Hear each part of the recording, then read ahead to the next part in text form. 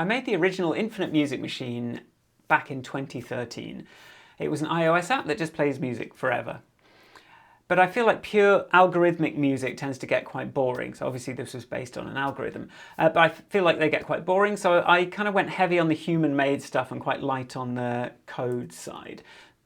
So I wrote this algorithm to sequence loops in different combinations, basically. So here's what that algorithm looks like, roughly. So basically, like every bar, 2 bars, quarter of a bar, depending on sort of the energy as I sort of move through these sort of song cycles, it just goes in and like randomizes the loops based on kind of like where we are, tries to give it a little bit of structure.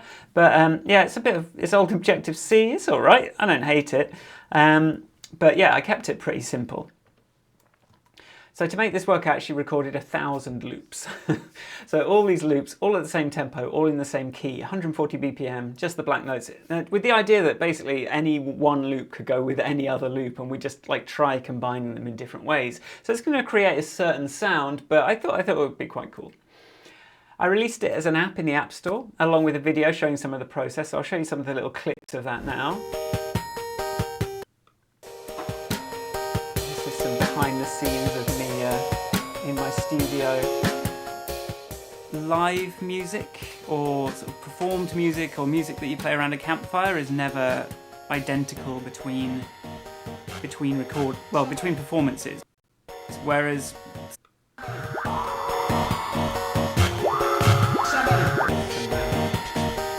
look like all my music gear, kind of pulled it all out, plugged it in, had fun with it. You know, played some drums. We know that played some little electronic gadgets.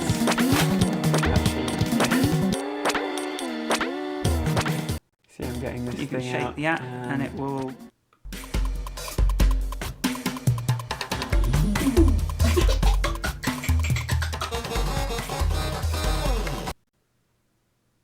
Yeah, so that's basically that became an app in the App Store that looked a little bit like this. So it's just sort of plays this little spinny loop thing and just kind of just keeps going. So I got some decent write-ups at the time. Here's like exploding head syndrome.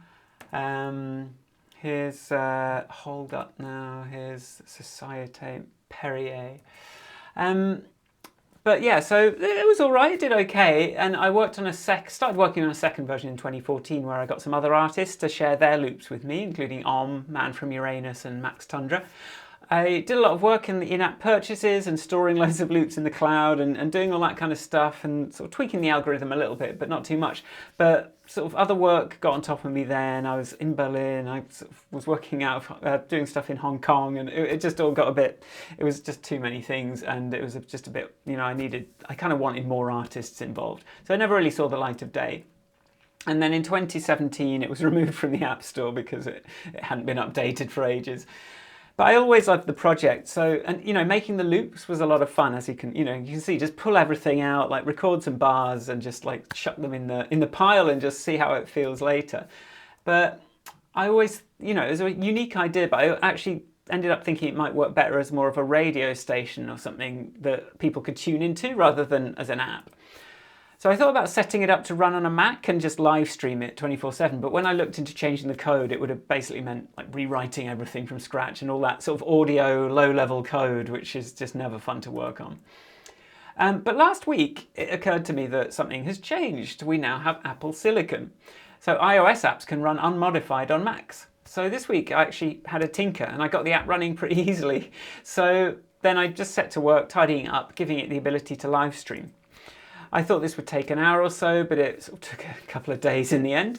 The live streaming library was getting confused about whether it was on a Mac or an iPhone, and you know, I thought, oh, why isn't this working? It works on this, but I didn't realize that the environment was completely different. And I just thought, this is just going to take 10 minutes, and then 6 hours later, I'm still fighting with it. But I got it working. So now you can find it. It's live. youtube.com/Michael Forrest. Go into my live tab. It looks like this. Well, I'll show you I'll sort of show you what that looks like coming in from YouTube. So if you go to my channel, Michael Forrest, go to live, and you're going to see Infinite Music Machine. And here it is. So it's just going. So if you just want to like listen to that project, just come and have a listen on the YouTube. And it's just like going in the back. We've been listening to it all day. I've actually been listening to it all day, and Harvey's really into it as well. I should just like end with a video that, well, you can come on the Discord and find it. Yeah, come and have a look. I'm quite excited about it. I've got loads of ideas about what to do with it.